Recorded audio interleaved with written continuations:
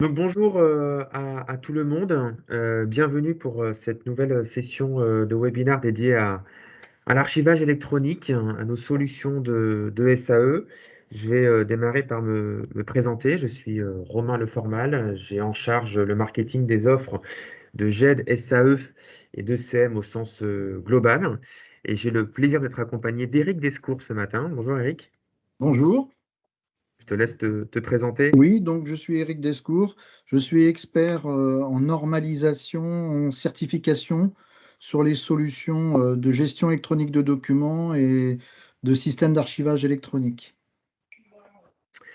Donc ce matin, on va vous présenter cette solution d'archivage électronique Tessie. On va démarrer par quelques tendances, quelques enjeux clés qui concernent ces solutions d'archivage électronique et plus globalement autour de la gestion de contenu, de la digitalisation de vos processus. Et puis on rentrera ensuite dans le vif du sujet et on reviendra avec Eric sur ces normes, ces certifications autour de ce sujet d'archivage électronique. Et puis on terminera par vous présenter un peu plus en détail notre solution d'archivage électronique. Je vois que tout le monde a bien coupé les micros et je vous en remercie. Si vous souhaitez intervenir, n'hésitez pas à le faire au travers du chat de Teams. On tâchera de prendre les questions au fur et à mesure qu'elles nous parviennent. Et puis, on se donnera 5 minutes en fin de session pour prendre quelques questions ou commentaires à, à l'oral. Alors pour démarrer, je voulais vous partager ce matin quelques enjeux, quelques tendances clés sur 2022 qui nous sont partagées par une étude de Marques qui a été menée en début d'année 2021 autour, alors pas spécifiquement forcément de l'archivage électronique, mais en tout cas tout ce qui peut s'y rattacher, la notion de processus, la notion de gestion documentaire, la notion de gestion de données. Et autour de toutes ces notions qui gravitent autour de l'archivage électronique, on voit que les enjeux d'automatisation des processus, de sécurisation de la donnée, de confidentialité, de traçabilité des documents sont des enjeux importants qui sont cités par les décideurs qui ont été interrogés. Aller encore plus loin dans l'automatisation. Ces dernières années, il y avait un enjeu d'optimiser les processus qui ressortait véritablement comme l'enjeu prioritaire. On voit que maintenant, 2021-2022, on va être davantage dans cette notion d'automatisation, finalement être capable de faire mieux et plus vite avec la technologie. Euh, Autour de cette notion d'automatisation, évidemment, il y a la donnée, il y a le document. Comment est-ce qu'on assure sa sécurité, son intégrité, sa confidentialité? Comment est-ce qu'on peut tracer ces informations, ces documents? Ça, c'est aussi un enjeu qui est constant, hein, qui ressort toujours dans le top 3 des principaux enjeux à relever tous les ans dans cette étude Marquez. Et on verra comment est-ce qu'on peut y répondre au travers de nos solutions. Et puis évidemment, la notion d'optimisation de processus est toujours bien présente. Là, il y a un petit point plus précis, c'est qu'on parle d'optimisation des processus pardon, qui sont liés à la relation client. On voit que cette notion de processus métier lié à la relation client, au traitement du dossier client, avec cette vue 360 du client, c'est aussi des notions et des points clés qui ressortent de cette étude. Et puis évidemment, quand on parle de workflow, de processus, euh, on parle évidemment de constamment de rechercher à simplifier et à mieux les coordonner, ces processus. Dans 53% des cas, c'est un enjeu qui a été cité. Alors concrètement, quand on demande aux décideurs dans cette étude par quelle typologie de solution finalement ça passe, quelles sont les réponses technologiques ou de services que l'on peut associer à cette digitalisation et à cette gestion de documents. Évidemment, la gestion de contenu, le CM, la capacité à pouvoir partager, à collaborer, à classer les documents finalement, ces notions de GED ressortent dans 68% des cas. Il y a aussi des technologies associées à la GED autour de la gestion de dossiers, du RPA, du case management, cette notion d'automatisation dans 66% des cas. Mais on voit surtout que dans la grande majorité des réponses, voire même la quasi-totalité des réponses, un des points clés qui ressort en termes de solutions pour accompagner la digitalisation et la transformation digitale, c'est l'archivage électronique et notamment l'archivage à valeur probatoire, cette capacité à conserver de manière pérenne et sécurisée l'ensemble des documents et des données qui transitent au sein de votre organisation. Donc on voit que la notion d'archivage, de pérennité de l'information, de traçabilité, de confidentialité de cette information, c'est un enjeu fort encore en 2022. Alors, quand on interroge maintenant plutôt les profils DSI et qu'on leur demande finalement quels vont être leurs investissements en IT et quelles vont être les tendances, on voit que déjà, il y a une, il y a encore une croissance importante des dépenses IT en 2021, hein, plus 6,2% de dépenses. Ça, c'est des chiffres qui nous sont partagés par Gartner début 2021. Et on voit que ça a été accéléré notamment avec l'arrivée du télétravail, l'accentuation du moins du télétravail, des échanges à distance. euh, et forcément, cette notion liée à l'accélération du digital et donc à la sécurisation des données qui peuvent transiter lorsqu'on n'est pas dans un système, en tout cas lorsqu'on n'est pas au bureau dans un système un peu plus sécurisé, on voit qu'effectivement, il y a des enjeux forts autour de ces dépenses d'IT liées notamment au télétravail. Le dernier point que je voulais mettre en avant surtout, c'était ce chiffre de 14,2% en 2024, qui est en fait le, le- la part hein, des dépenses en cloud qui passe de 9,1% en 2020 à 14,2 en 2024. On est sur des prévisions Gartner et on voit que ces enjeux finalement d'hébergement, hein, c'est aussi des points importants et on verra comment ça se traduit quand on parle aussi d'archivage électronique.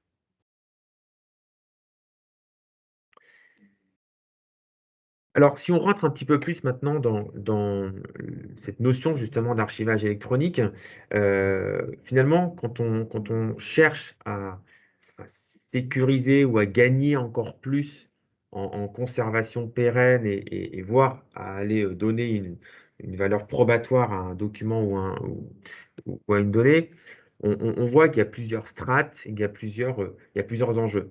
Le premier étant évidemment l'augmentation des flux électroniques et la multiplication des échanges digitaux qui font que on a une explosion de la volumétrie de données qui parviennent aux organisations, qui sont à traiter, qui sont à conserver, voire qui sont à restituer et donc à envoyer. Et donc cette multiplication, cette explosion de la volumétrie de données et de documents qui circulent finalement,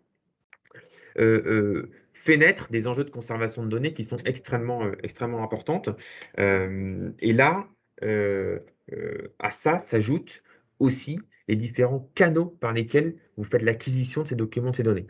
D'accord? Là où avant, il y avait une forme de suprématie du papier, on voit qu'on est de plus en plus dans un mélange entre du papier et du digital. Et quand on parle digital, on a aussi différents canaux d'acquisition qui peuvent être de l'email, qui peuvent être du SMS, qui peuvent être des formulaires sur un site web ou sur un espace client. Et finalement, la diversité des sources de données par lesquelles vous parviennent ces documents ou ces données font naître aussi des enjeux en termes de, j'ai envie de dire, de cohérence et de coordination de l'ensemble de ces informations qui vous parviennent.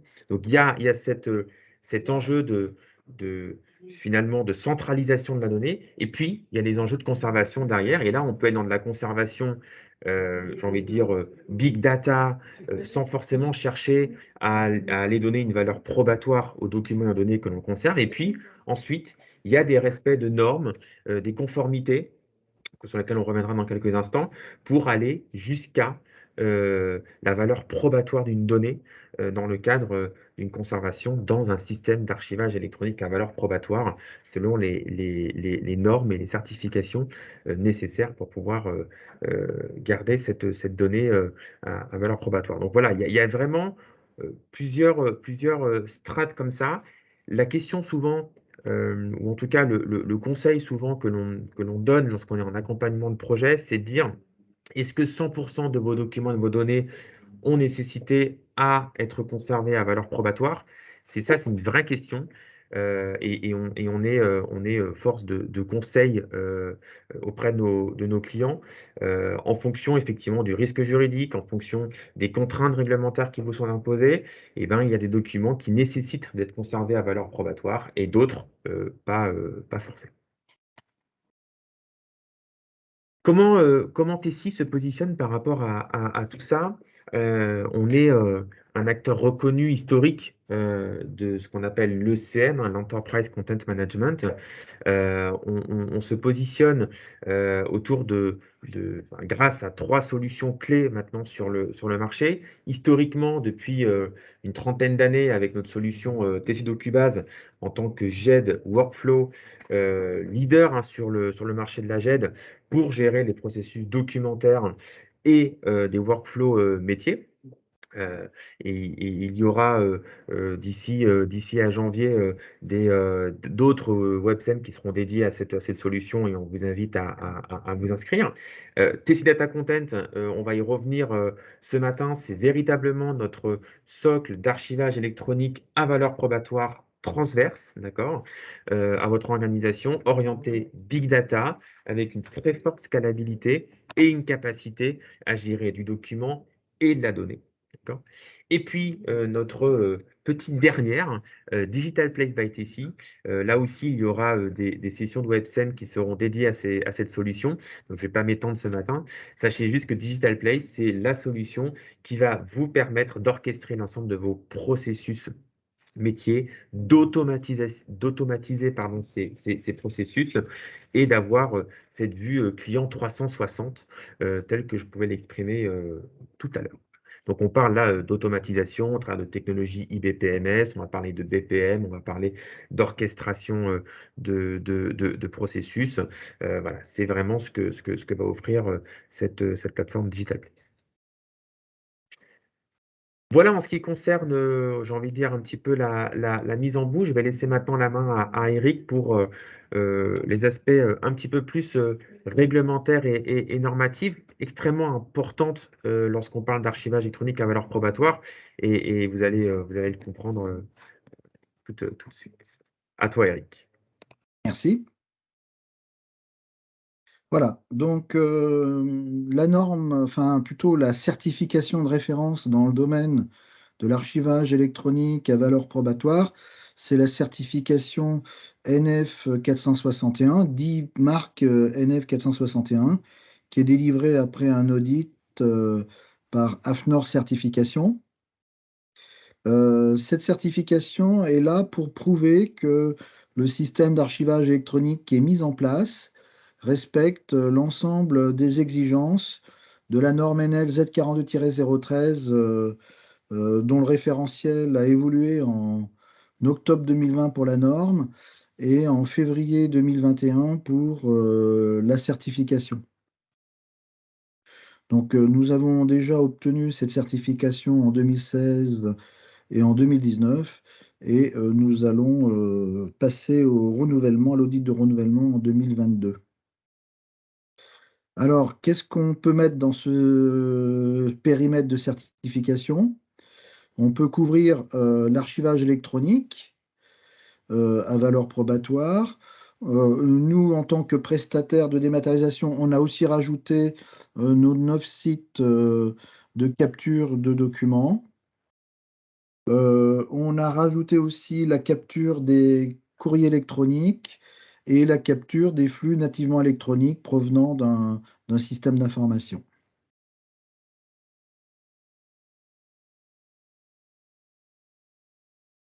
La certification HDS est une certification qui est délivrée suite à une première certification qui est une certification sur le management de la sécurité qui s'appelle la certification ISO 27001. Et c'est une extension pour pouvoir stocker, traiter des données de santé. Cette certification est obligatoire en France lorsqu'on souhaite archiver des données personnelles comportant des informations de santé. Nous avions obtenu un agrément en 2017 et ensuite ça a basculé dans un cycle de certification qui a commencé en 2019 et que nous allons renouveler en 2022. Alors, le périmètre de la certification HDS pour les données de santé, ça concerne à la fois les sites physiques, l'infrastructure matérielle, les infrastructures dites virtuelles, euh, la plateforme d'hébergement d'applications, et puis son administration et son exploitation. Nous avons 4 data centers en France qui sont certifiés HDS, 2 dans la Nouvelle-Aquitaine et 2 dans les Hauts-de-France. L'agrément SIAF est un complément à ces certifications qui donne la possibilité donc d'être hébergeur d'archives publiques courantes et intermédiaires sur support numérique. Nous avons obtenu cet agrément auprès du SIAF, du service interministériel des archives de France. Et donc ça a été obtenu en 2019 et le prochain renouvellement a lieu aussi en 2022. Voilà, et donc ça couvre notre système d'archivage électronique pour les archives numériques publiques courantes et intermédiaires.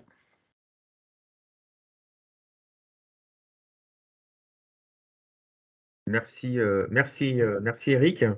Euh, on voit hein, l'importance de ces normes, de ces certifications qui sont obtenues par TESI et on prête une importance toute particulière à les renouveler lorsque cela est nécessaire à chaque fin de validation, de manière à continuer de pouvoir accompagner le marché dans ces enjeux d'archivage électronique, de conservation de données de santé, hein, un point extrêmement important pour accompagner aussi la digitalisation du secteur hospitalier, les laboratoires et les professionnels de santé au sens général.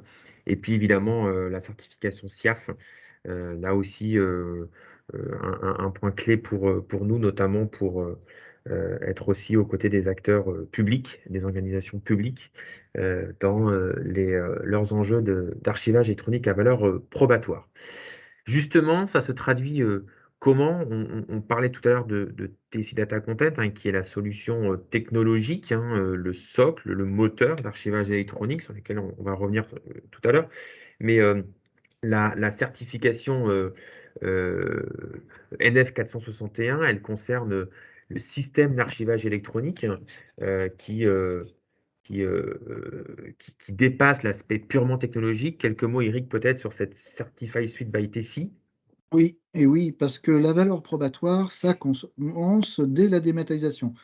Dès que le document est capturé, que ce soit un document nativement numérique, un document numérisé ou un document papier qu'on va numériser, l'ensemble de ces phases sont pris en charge dans le cadre de cette certification, notamment la phase de réception, de numérisation des flux papier, la phase de capture de flux multicanal, de documents provenant d'un portail, provenant déjà d'un document qui a déjà fait l'objet d'une numérisation, d'un courrier électronique avec des pièces jointes.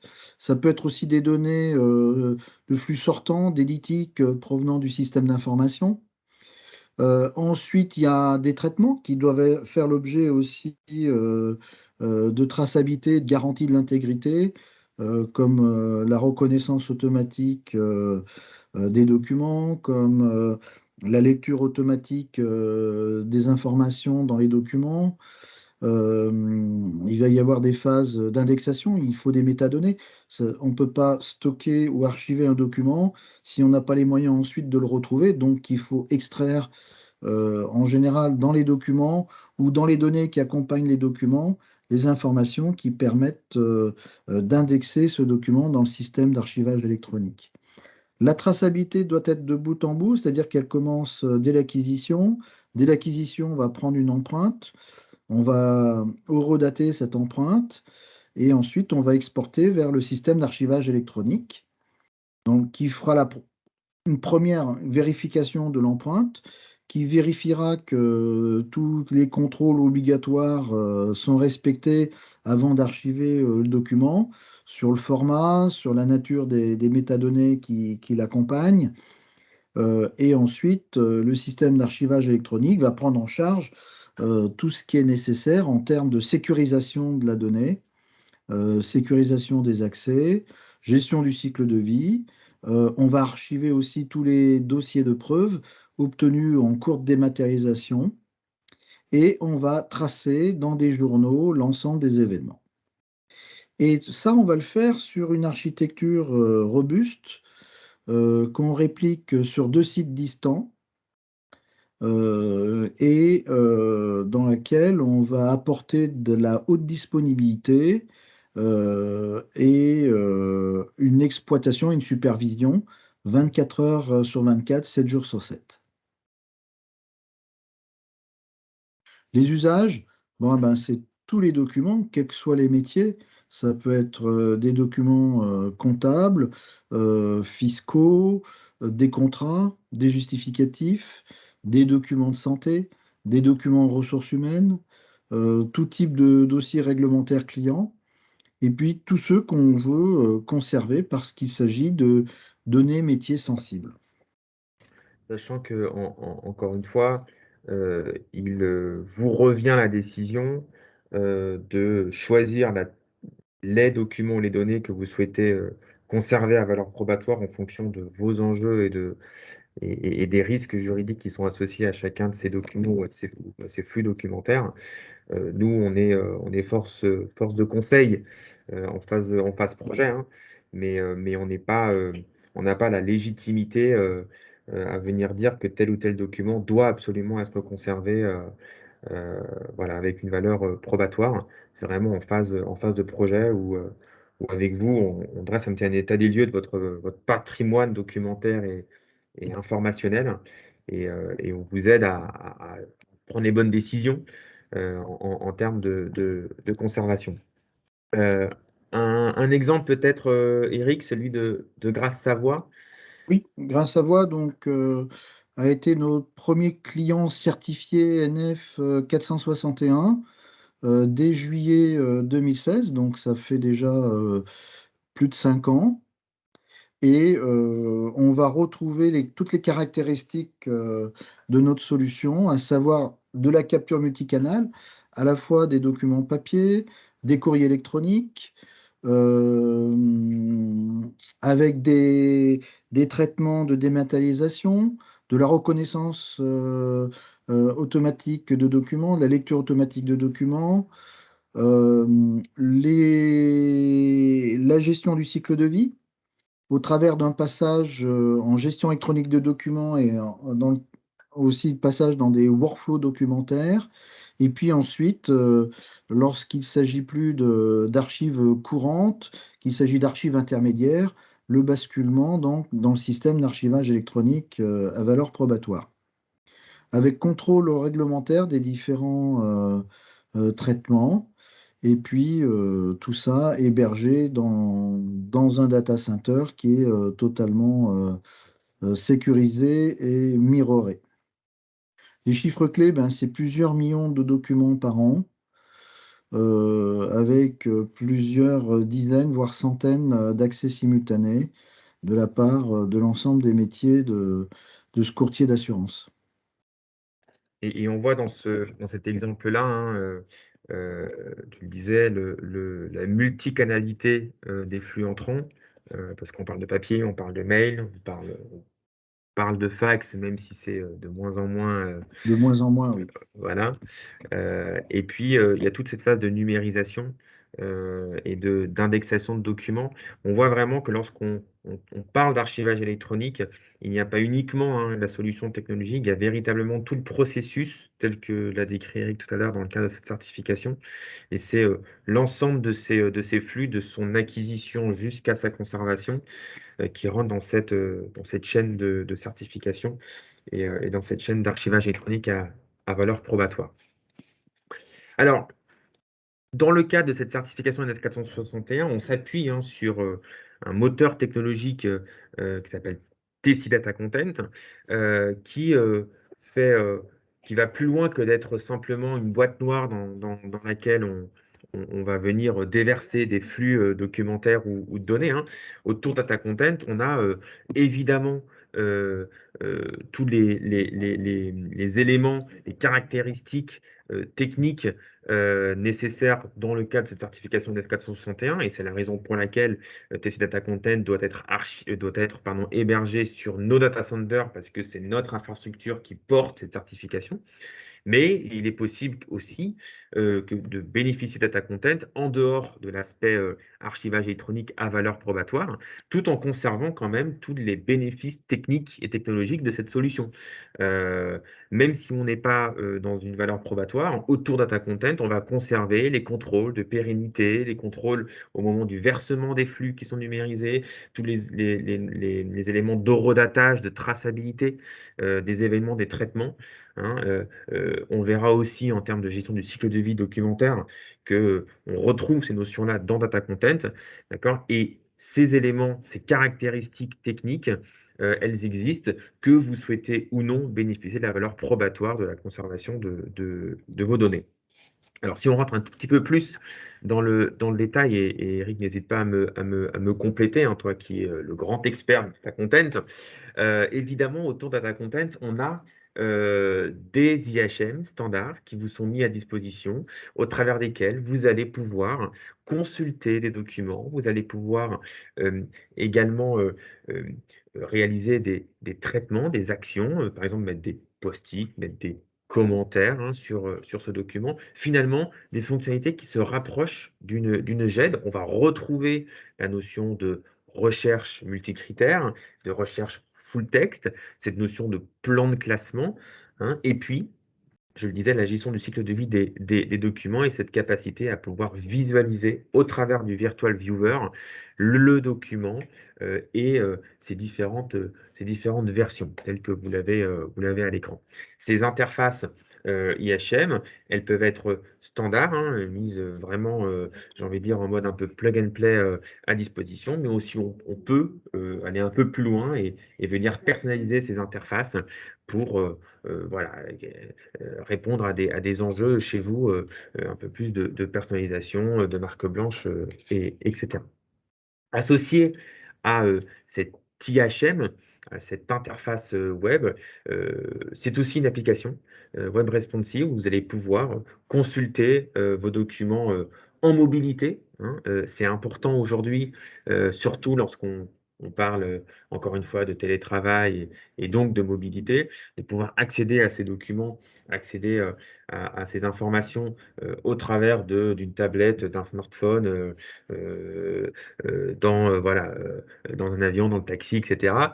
Alors, évidemment, on est sur une application euh, qui ne permet pas de faire autant de choses que si on était sur un PC par logique, hein, évidemment. Par contre, vous pouvez consulter ces documents, vous pouvez aussi réaliser des actions, des commentaires et des traitements autour de ce document.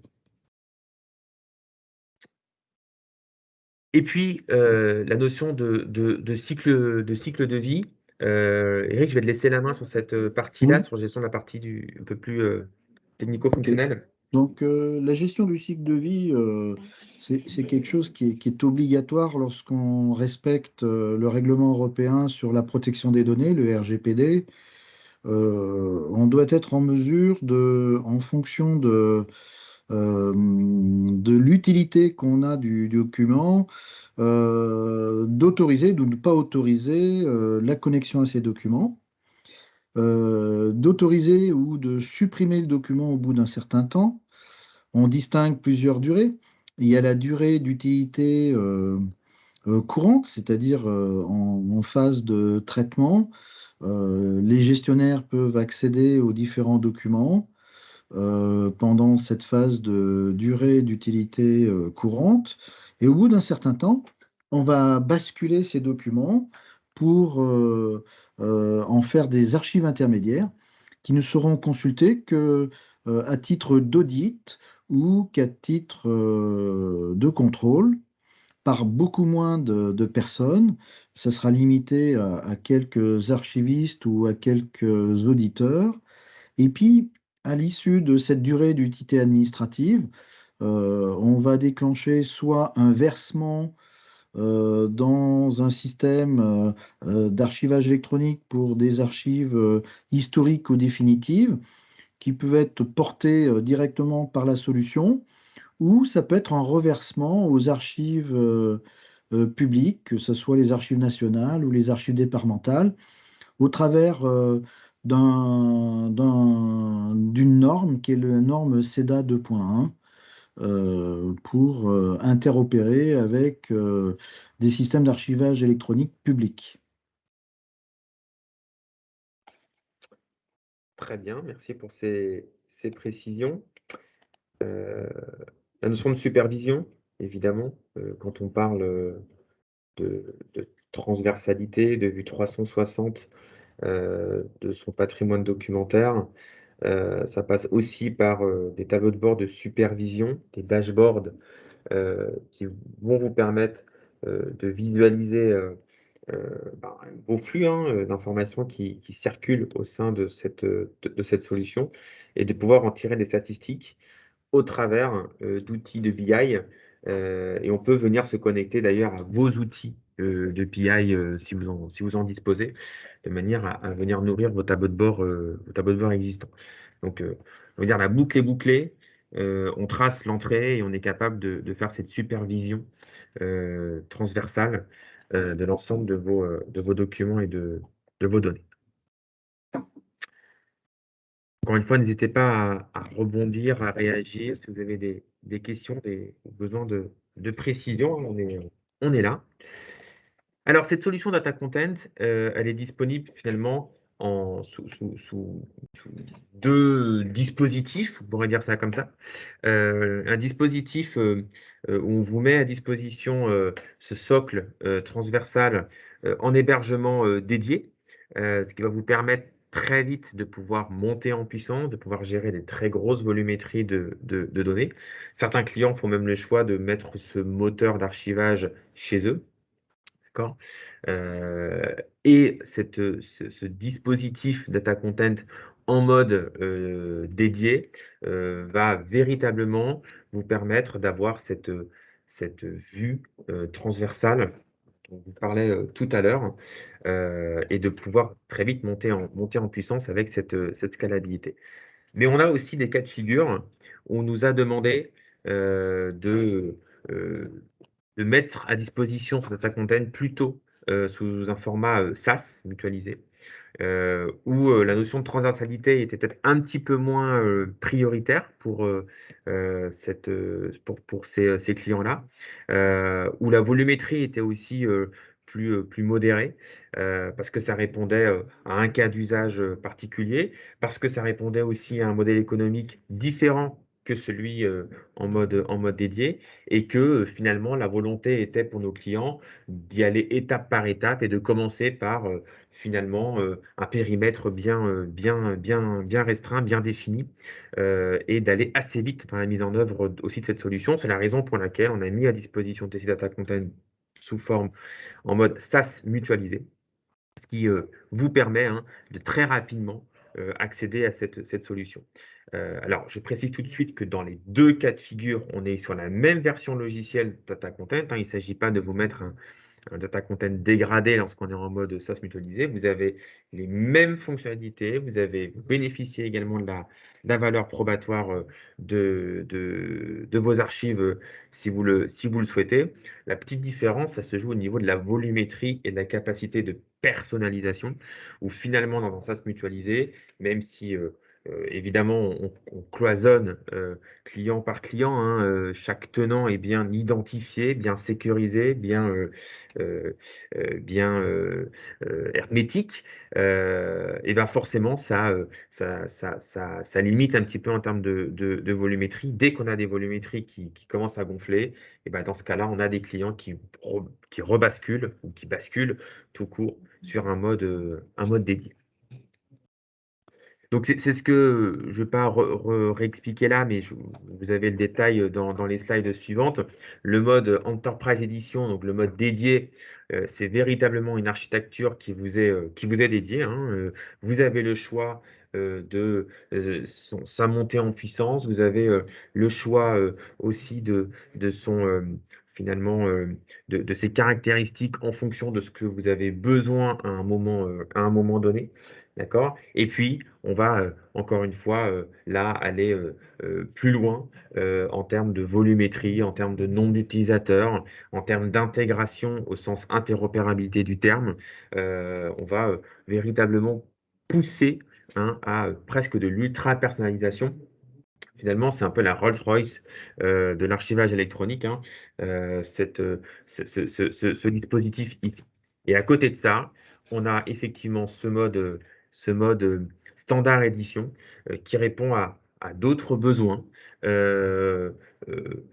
avec des IHM qui sont plus standards, avec une disponibilité continue, hein. On garde encore une fois les mêmes caractéristiques logicielles, techniques et fonctionnelles que le mode dédié.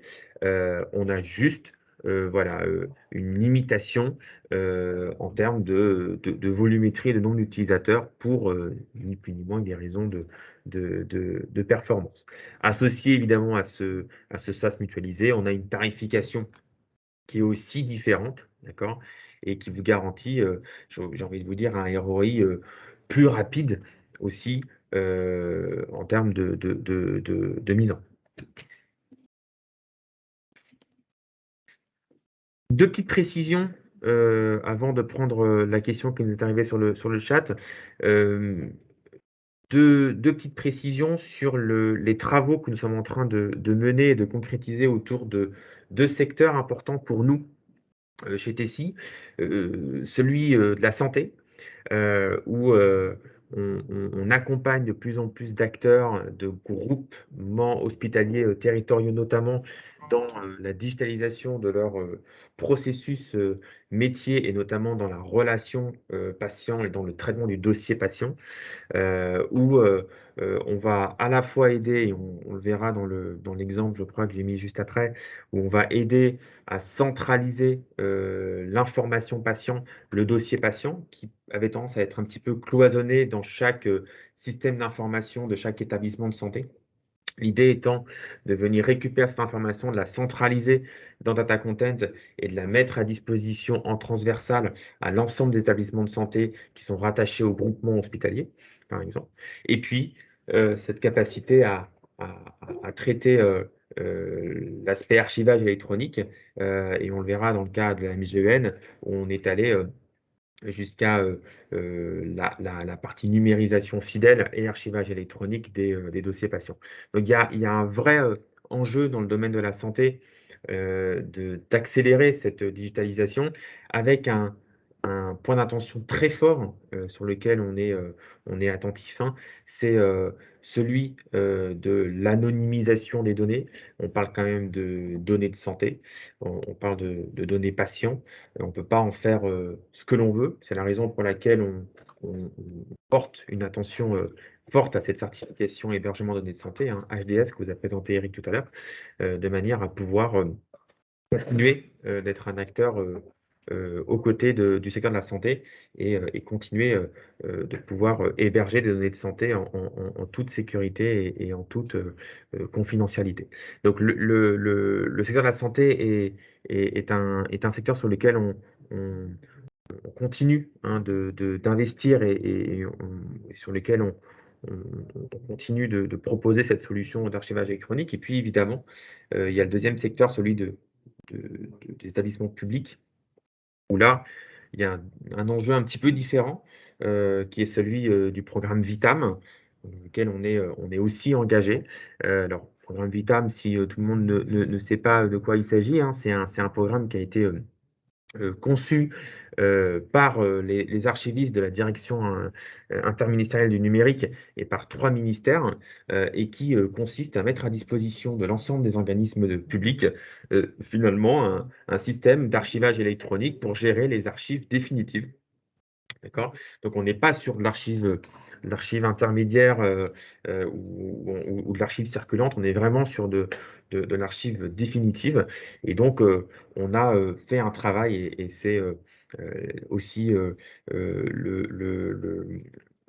travaux, par exemple, de développement qu'on est en train de finaliser autour du connecteur SEDA, dont vous a parlé Eric tout à l'heure, qui consiste à venir déverser les flux d'archives qui arrivent dans Data Content dans, dans le moteur Vitam, de manière à ensuite être archivé de manière définitive. Donc on accompagne ce projet-là et on s'interopère avec Vitam, de manière à venir répondre aux enjeux réglementaires du secteur public.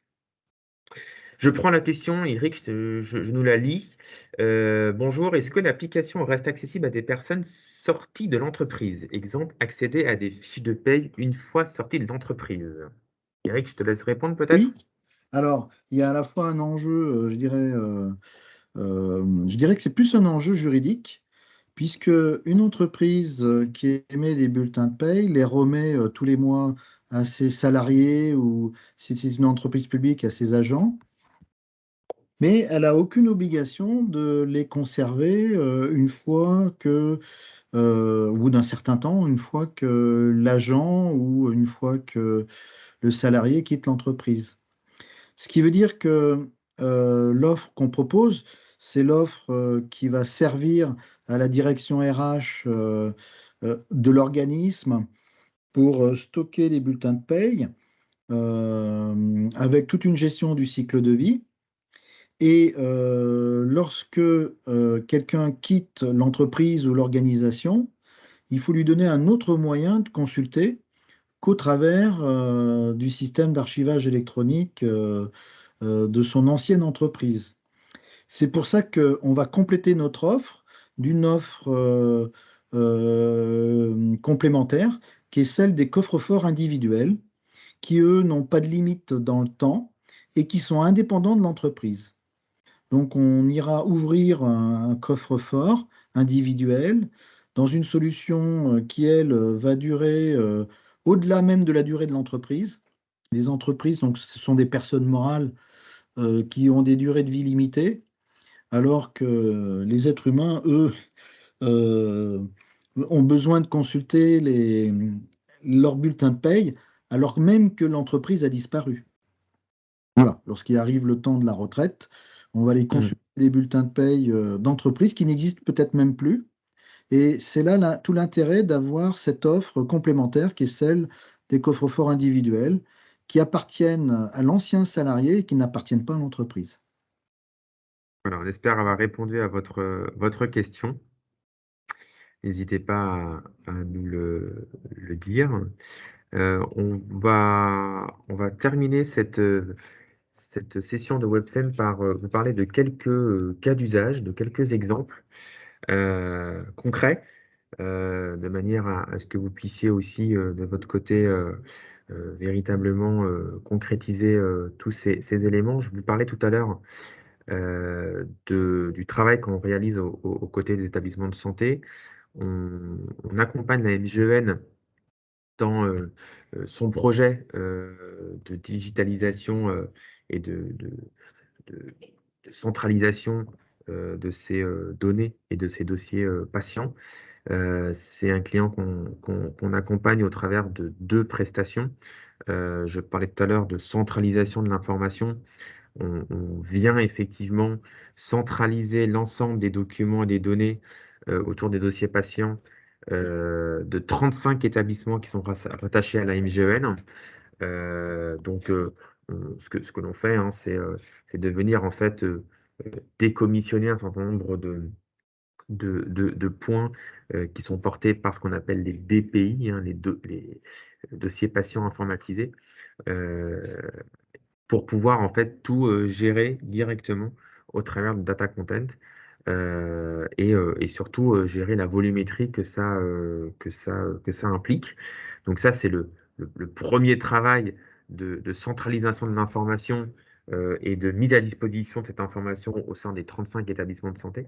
Et en parallèle de ça, la MGEN a souhaité aussi s'engager dans la numérisation de ces documents de santé. Et donc, on accompagne la MGEN dans ce processus. Alors, la petite particularité pour la MGEN, c'est que ils ont souhaité garder l'entière maîtrise de leurs données et de leurs documents de patients. Ils n'ont pas souhaité que ça sorte des établissements. Donc la seule chose qu'on a pu faire, hein, pour répondre à ce besoin-là, c'est de les accompagner dans le processus de certification à la numérisation fidèle. Alors, je rappelle que la numérisation fidèle, c'est cette capacité à pouvoir numériser fidèlement un document. Donc, il faut obtenir une certification qui s'appelle la NEP 544. Et cette certification qui respecte la norme AFNOR 42026 permet, donne les exigences pour bénéficier de la fidélité d'un document numérisé. Alors, on ne parle pas de destruction de documents, hein, on parle juste de s'assurer de la fidélité du document qui est numérisé. D'accord?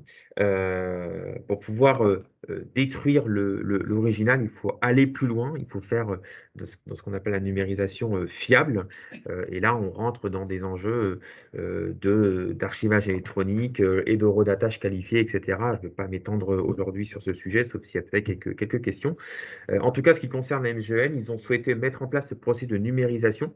Et comme ils voulaient garder les documents chez eux, eh ben, c'est à eux de passer la certification. Donc, on les accompagne dans ce processus de numérisation fidèle en vue de passer cette certification. Donc, les documents sont en fait numérisés chez eux, sur leur propre dispositif de numérisation, hein. Et donc, on accompagne, hein, la formation des équipes de manière à passer cette certification. Donc voilà un exemple ici, alors en plus avec cette spécificité de passer la certification, mais il y a de plus en plus, hein, enfin, de plus en plus, en tout cas, il y a une tendance aussi à avoir cette maîtrise-là. On est en capacité soit de le faire pour vous, parce que nous sommes certifiés, soit de vous aider à passer cette certification si c'est pour vous un enjeu clé. Un autre exemple qui est celui de Ramsay Général de Santé. Là aussi, on parle de données de santé, on parle là d'automatisation de la préadmission patient. Donc là, ce qu'on fait, c'est fluidifier et j'ai envie de dire optimiser la préparation de l'accueil du patient à l'hôpital de manière à ce que la phase d'accueil soit la plus rapide. Et donc, on fait en sorte que le patient puisse rentrer, saisir un certain nombre d'informations et charger un ensemble de documents quelques jours avant qu'il rentre à l'hôpital, de manière à lui éviter d'avoir à imprimer tous ces documents, arriver à l'hôpital et finalement faire cette vérification documentaire à l'hôpital qui peut être un peu longue et fastidieuse. Donc, Ramsay a souhaité mettre en place une plateforme digitale pour d'abord venir saisir, permettre aux patients de saisir les informations, de charger des documents et de faire une vérification d'identité. Donc on est allé un petit peu plus loin, que simplement mettre en place un système d'archivage électronique. L'idée étant qu'on puisse faire, finalement un contrôle sur, les documents qui sont chargés. Ça peut être, une pièce d'identité, ça peut être, voilà, une ordonnance, ça peut être, n'importe quel type de document. On fait effectivement une reconnaissance, une lecture de ces pièces. On va même jusqu'à réaliser une signature électronique des documents lorsque cela est nécessaire et tout ça va ensuite venir, être, déversé dans le système d'archivage électronique à valeur probatoire, data content. Voilà. Donc là, on est vraiment sur cette notion de flux entrant et de ce qui se passe en amont data content, avec aussi cette multicanalité que j'évoquais en introduction tout à l'heure. Je voudrais juste porter votre attention sur, un bénéfice important pour Ramsay qui est, celui du gain de temps à l'accueil de l'admission. Le jour où le patient se présente, dans l'établissement, on passe de 45 minutes à 15 minutes. Voilà, donc c'est, quand même pas négligeable, en termes de bénéfices. Un petit dernier, parce on arrive à la fin, celui de CNP Assurance. Alors CNP Assurance, c'est un client, historique chez Tessie. On a initié, les premiers projets, avec CNP, arrête-moi Eric si je me trompe, mais je crois que c'est 2007-2008 par là, un peu plus Oui. tard. Mhm. Et donc, le projet, de CNP Assurance, c'était, évidemment aussi, de mettre en place la dématérialisation des dossiers assurés, mais ils avaient aussi une problématique autour de la gestion de leur processus. Parce que dans le domaine de l'assurance, en fonction des activités, il y a effectivement, des processus qui peuvent être bien différents d'une activité à une autre. Si on parle de sinistre, si on parle de responsabilité civile, et cetera. Si on parle d'auto, moto, donc les processus sont pas les mêmes et donc le point clé pour la CNP était de dire comment est-ce que, j'essaye d'optimiser, de coordonner, d'harmoniser l'ensemble de ces processus qui peuvent, avoir des ressemblances, mais qui parfois peuvent être aussi bien distincts et comment je fais en sorte que tous ces processus convergent vers un seul et même système de gestion de contenu, de gestion de données. Donc vraiment, le projet était assez large. On a commencé à accompagner la CNP en mettant à disposition des équipes Tessie Data Content pour gérer justement cette volumétrie, et la numérisation et la dématérialisation, des dossiers assurés. C'est la première phase du projet et puis on accompagne maintenant depuis, quelques années la CNP dans la phase de digitalisation des processus métiers avec, des workflows, basés sur des normes BPMN, avec, de l'automatisation des processus, avec l'orchestration et la transversalité de ces processus. Le tout basé sur Data Content, donc avec ce moteur, d'archivage robuste et fortement scalable. Et au fur et à mesure, finalement de l'avancée du projet, et ben, on est monté en puissance, hein. Et on voit, on parle quand même de 8 000 gestionnaires qui se connectent à cette application. Donc, quand on parle quand même de robustesse de l'application, voilà, vous avez ici, une preuve. Évidemment, les volumétries de documents sont, là aussi, de plusieurs dizaines de millions et là aussi, j'attire votre attention sur, un des ROI importants pour la CNP, c'est, le gain de temps dans le traitement des demandes, assurées, jusqu'à 80 de réponses qui sont plus rapides au travers d'une solution finalement transversale, centralisée. On évite, finalement, de multiplier les solutions, en fonction, des activités et des métiers. On centralise le tout dans une solution, finalement, là aussi, cœur, hein, du dispositif, tout en gardant les spécificités de chaque métier interne à, l'organisme d'assurance. Voilà. Donc c'est un beau projet pour lequel on est assez fiers aussi, et donc voilà, ça suit son cours et on en est très, très content. Il nous reste 4 petites minutes. Voilà, je prends les questions, les observations, les commentaires potentiels. On espère avoir été clair avec Eric. Et n'hésitez pas à prendre la parole si vous avez une question ou une remarque.